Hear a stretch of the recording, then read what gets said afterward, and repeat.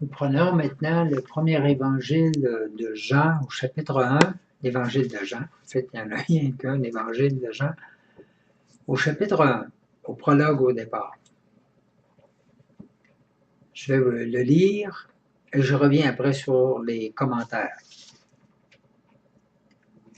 Au commencement était le Verbe, et le Verbe était avec Dieu, et le Verbe était Dieu.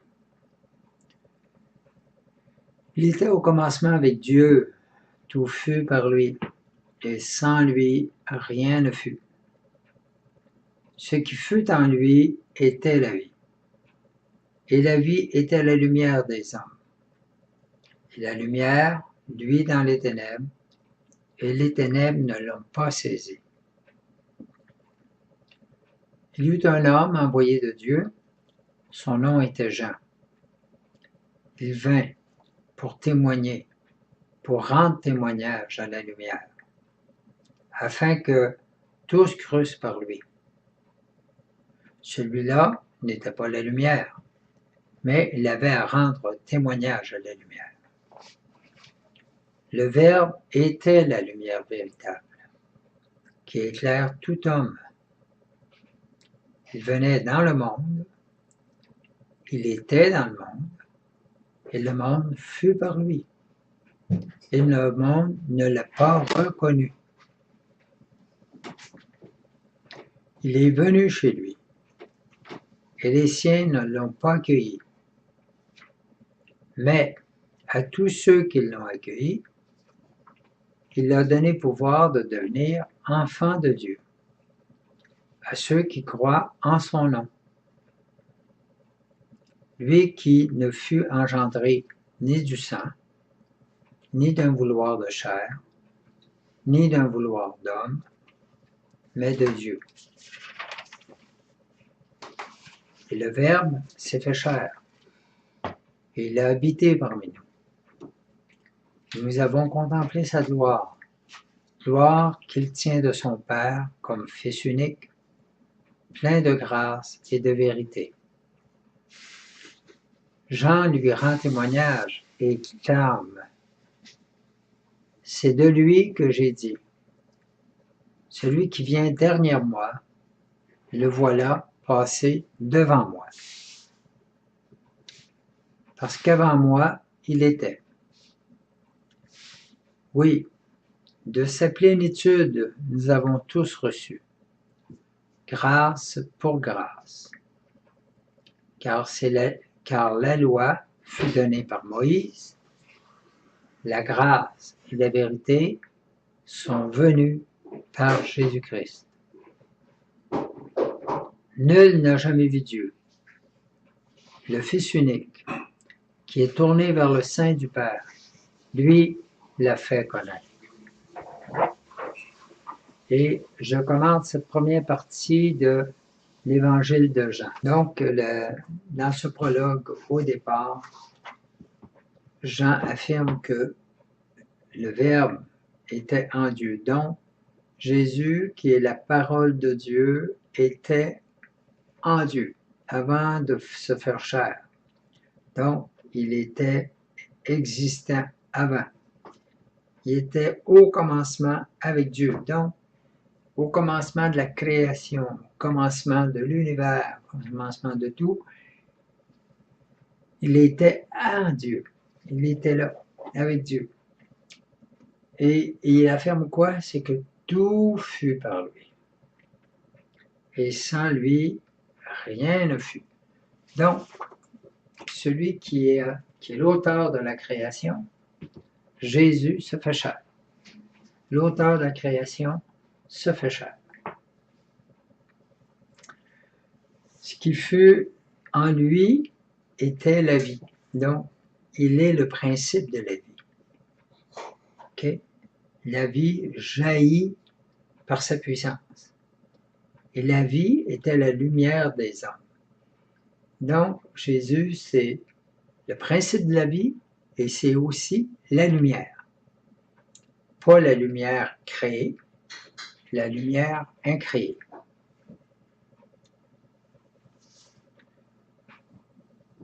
ce qui fut en lui était la vie était la lumière des hommes. Et la lumière, lui, dans les ténèbres, et les ténèbres ne l'ont pas saisi.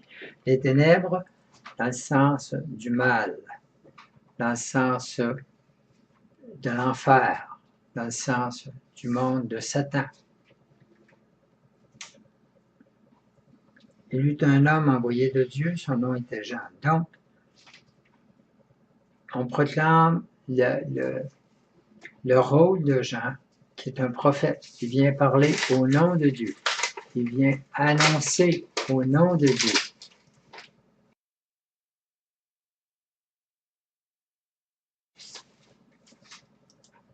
Donc, Jean est annoncé comme un prophète, comme celui qui vient parler au nom de Dieu. Et Jean, l'évangéliste Jean, il fait très bien une distinction. Il dit la différence entre un prophète et Jésus qui provient directement de Dieu. Un est envoyé comme émissaire de Dieu, l'autre est vraiment d'origine de Dieu, Dieu lui-même qui vient parler aux hommes. Pas pareil. OK? Puis il dit, celui-ci n'était pas la lumière, parce que l'émission se ressemble tellement dans l'extérieur, dans la façon de l'exprimer, parce que Jean parle au nom de Dieu, il est envoyé par Dieu, et Jésus parle au nom du Père. Et il est comme un prophète, mais il n'est pas prophète. Il est la parole même de Dieu. Il est Dieu lui-même. Et Jean fait très nettement cette distinction. Mais il était envoyé pour rendre témoignage à la lumière. Donc, le Verbe était la lumière véritable pour éclairer tout homme. Donc, Jésus, il nous montre comment Jésus est le centre. Il était dans le monde, il venait dans le monde et le monde fut par lui, le monde ne l'a pas reconnu. OK? Le monde n'a pas, par son incarnation, personne osait croire que Dieu s'était fait chair, dans le sens que on savait qu'il viendrait le Messie, mais c'était une figure mystérieuse. On savait qu'on ne pourra pas savoir d'où il viendrait, au juste. On n'était même pas sûr. Bon, on disait Bethléem, on disait même on parlait un peu de la région de Capharnaüm, on parlait on disait de Bethléem, fils de David. Il y avait toutes sortes d'indices, mais ça ne nous donnait pas le portrait du bonhomme d'une façon très très nette. Ici, Jean le donne très clair. Et le monde ne l'a pas reconnu. Il est venu chez lui, les siens ne l'ont pas accueilli. Bon, il est venu chez lui parce que Dieu s'était préparé un peuple. Il est venu chez lui parce que le peuple juif avait été désigné pour recevoir la révélation, la première révélation en l'Ancienne Alliance, la présence de Dieu au milieu de son peuple. Donc, la présence aussi du Verbe de Dieu au milieu de son peuple, parce que Dieu parlait, puis c'est par son Verbe, donc c'est la même personne de Dieu qui parlait dans l'Ancien Testament, au nom du Père. Et cette parole de Dieu ne se disait plus maintenant à Moïse, elle se fait chair. Donc, et là, il est venu, quand il dit il est venu chez lui, il est venu dans son peuple qui s'était préparé pour l'accueillir, à qui il avait donné tous les signes de qu'est-ce qui se passerait quand il serait là. OK? Mais à tous ceux qui l'ont accueilli. Mais il y en a qui l'ont accueilli. Donc, ceux qui l'ont accueilli, il leur a donné le pouvoir de devenir enfants de Dieu. À ceux qui croient en son nom. Et croire en son nom, ceux qui croient au Fils de Dieu deviennent eux-mêmes enfants de Dieu, comme dit Matthieu dans au chapitre 5 au verset 9, au chapitre 6 au verset 9, et dans l'Épître aux Romains au chapitre 8 au verset 14 aussi, dans Galates au chapitre 3, au verset 26. Donc, c'est une constante dans le Nouveau Testament. Si j'accueille Jésus comme Dieu fait homme, que j'accueille tout son message, j'accueille cette parole, à ce moment-là, je nais de Dieu. J'accueille Dieu dans ma vie et je nais de Dieu, je deviens enfant de Dieu. OK? De par le baptême au départ, cette nouvelle génération, on va le voir. Et à ceux qui croient en son nom. Lui qui ne fut engendré ni du sang, ni d'un vouloir de chair, ni d'un vouloir d'homme, mais de Dieu. Donc, Jean est très spécifique. Jésus est né de Dieu. Il n'est pas né d'une façon par l'intervention d'un autre homme, par la semence d'un autre homme. Il est directement engendré par Dieu lui-même dans le sein de Marie. Et le Verbe s'est fait chair. Il a habité parmi nous. Nous avons contemplé sa gloire. C'est-à-dire que on a vu comment il a manifesté qu'il était Dieu par ses miracles, mais par sa transfiguration en particulier, et au moment de sa résurrection aussi. Gloire qu'il tient de son Père comme Fils unique. Donc, ce corps glorieux, ce corps lumineux, ce corps, il tient ça par sa nature divine, il tient ça du Père. Il est plein de grâce et de vérité, c'est-à-dire que il est plein de cette première grâce qui était les commandements de Dieu donnés toute la première alliance. Il est plein aussi de cette seconde alliance où, par son incarnation, il vient vivre. Il est la vérité dans le sens que tout ce qui a été promis dans l'Ancien Testament s'accomplit en lui. La parole s'accomplit en lui en totalité. Donc, il est la vérité. Ce que Dieu avait dit devient l'accomplissement. Donc, ce n'est pas des mots en l'air, c'est vraiment une réalité qui surgit et qui accomplit les promesses qu'il avait faites dans l'Ancien Testament. Jésus lui rend témoignage, pas Jésus, mais Jean lui rend témoignage et clame. C'est de lui que j'ai dit, celui qui vient derrière moi, le voilà passé devant moi. Parce qu'avant moi, il était. Donc, Jean reconnaît que Jésus est divin. OK? Il reconnaît sa nature divine. Oui, de sa plénitude, nous avons tous reçu, et grâce pour grâce. Grâce pour grâce, ça veut dire la première grâce, c'est l'Ancien Testament, le don de la loi, les 10 commandements. La deuxième grâce, c'est l'incarnation de Dieu, où Dieu vient nous dire maintenant, avec les béatitudes, avec la parole, la nouvelle façon de vivre maintenant dans la plénitude. Il vient accomplir la loi.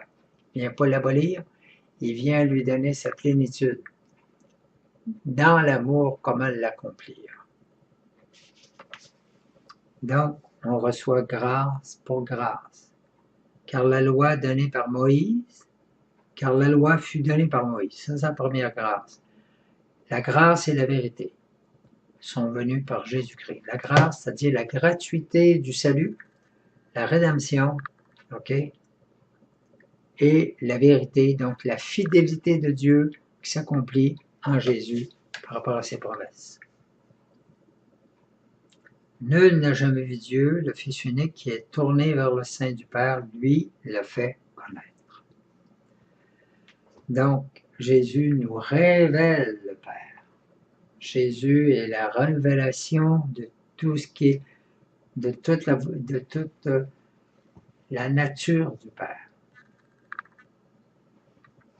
Ensuite, Jean continue au chapitre 1 avec le témoignage de Jean au verset 19. Et voici quel fut le témoignage de Jean.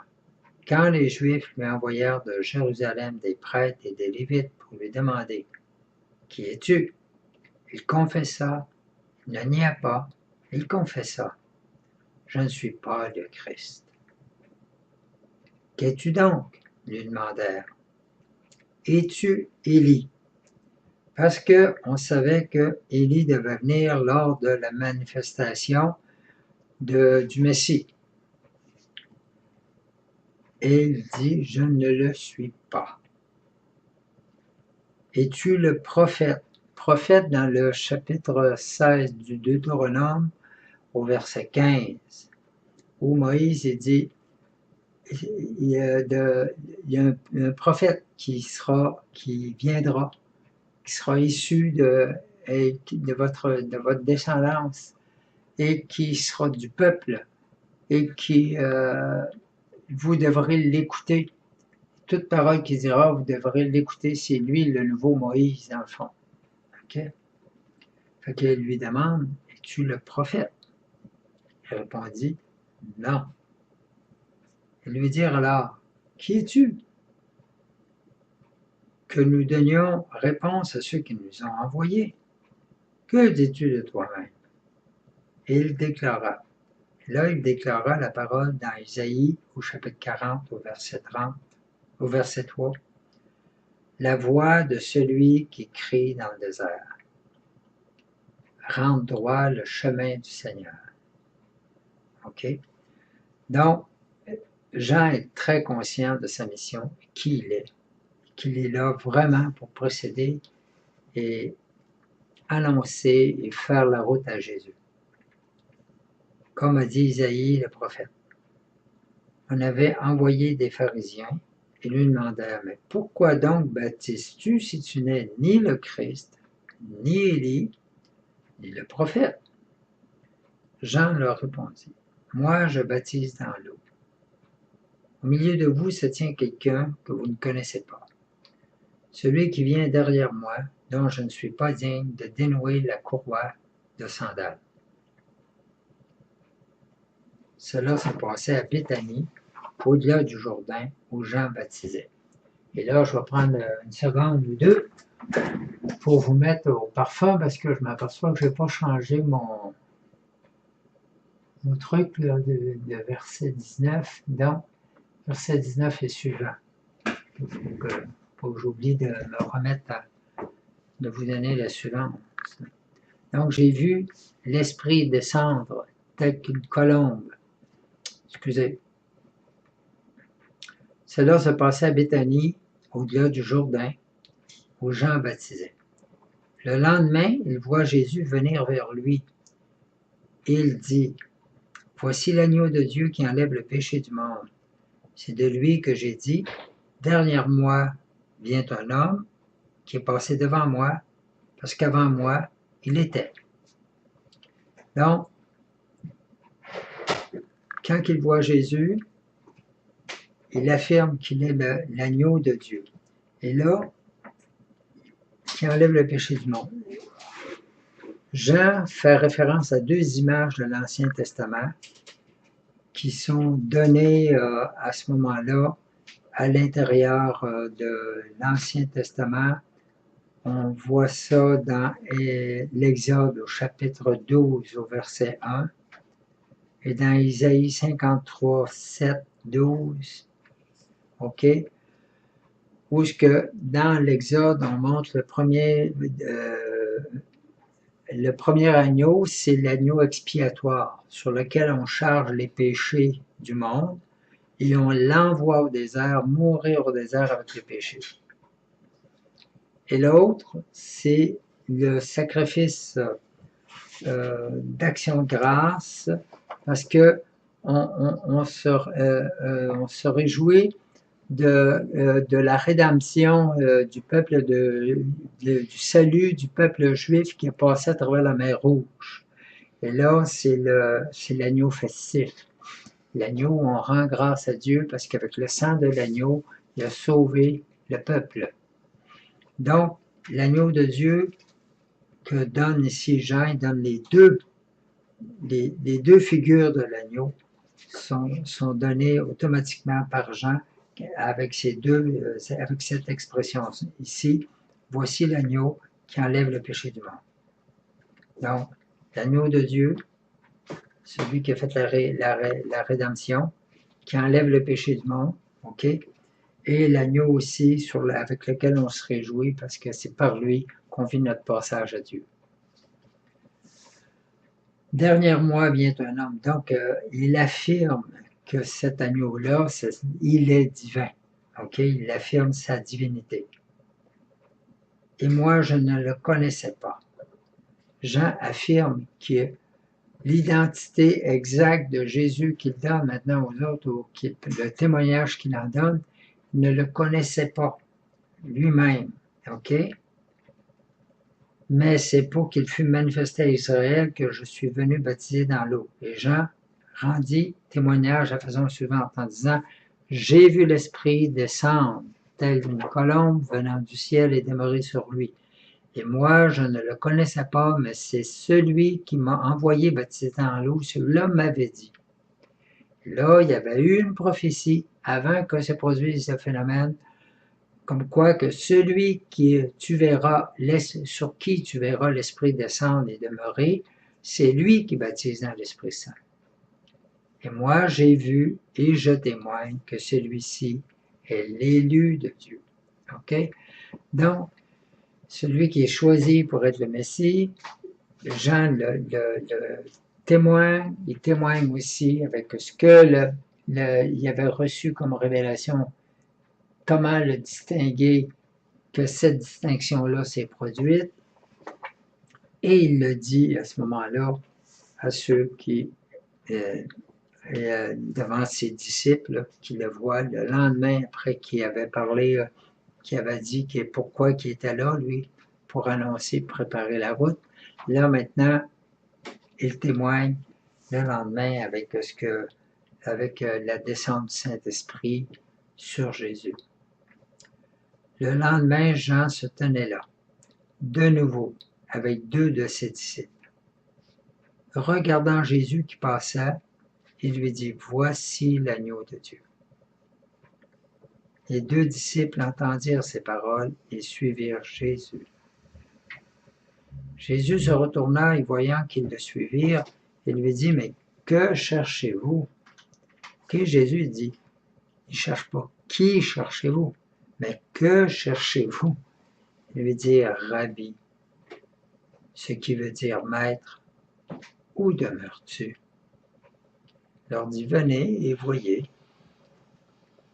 Ils vinrent donc, et virent où il demeurait, et il demeurait auprès de lui ce jour-là, c'est environ la 2e heure.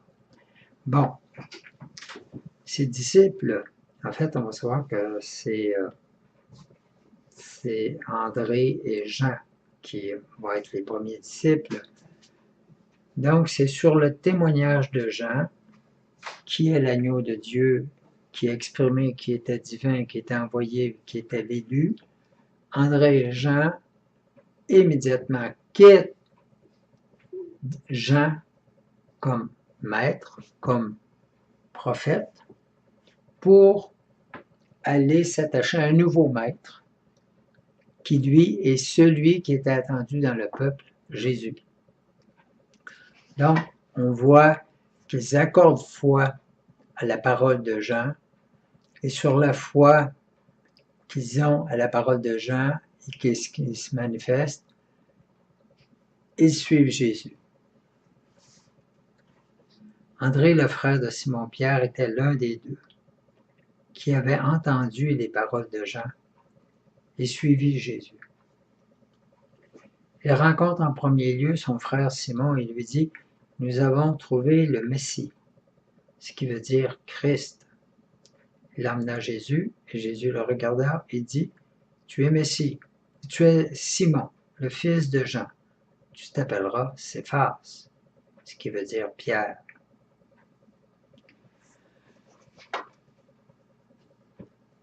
André et Jean ont cru avec le témoignage du Baptiste.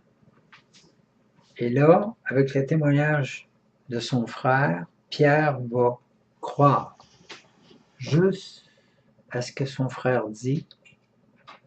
Donc, ce n'est pas le témoignage de Jean le Baptiste, qui est un prophète, qui vit une vie austère, qui a une vie.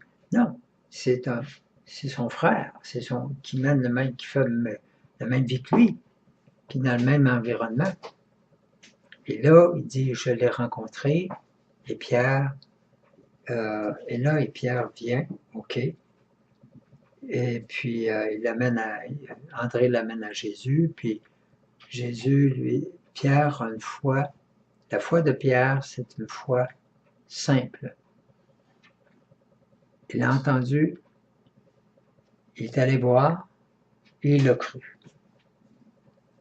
OK? C'était aussi simple que ça, la foi de Pierre. Le lendemain, Jean résolut de partir pour la Galilée. Il rencontre Philippe. Il lui dit, suis-moi. Philippe était de Bethsaïde, la ville d'André et de Pierre. Donc, probablement emmené par André et Pierre, OK, rencontre Jésus. Même phénomène. Vous voyez comment Philippe, la foi de Philippe. Okay? On verra Philippe à un moment donné aller vraiment faire l'annonce de la parole. Fait que vous voyez une foi très simple encore. Philippe rencontre Nathanaël. Voyez-vous là le jeu du domino. Il lui dit, celui dont Moïse a écrit dans la loi. Tu fais référence à l'Exode 16, 15. Ainsi que les prophètes, nous l'avons trouvé. Fait que là, Philippe, il dit, regarde, ce que Moïse a dit, ce que les prophètes ont dit, on l'a trouvé. OK? Jésus, le fils de Joseph de Nazareth. Nathanaël lui dit, de Nazareth peut-il sortir quelque chose de bon? Que Nazareth n'avait pas une très bonne réputation. Philippe lui dit, viens et vois. Voyez-vous, le phénomène. On en parle, je ne te demande pas de me croire comme ça, viens voir. Quand tu vois Jésus, il se produit le phénomène. Jésus vit Nathanaël venir vers lui et lui dit, voici vraiment un Israélite sans détour.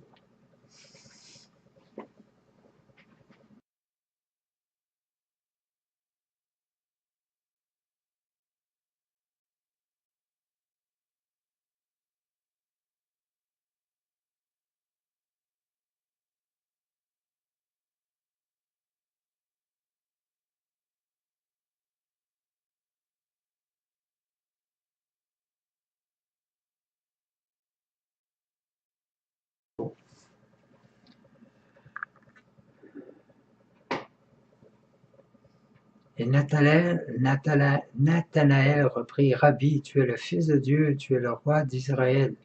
Jésus lui répondit, parce que je t'ai dit que je t'ai vu sur le figuier, tu crois? Tu ferais mieux encore.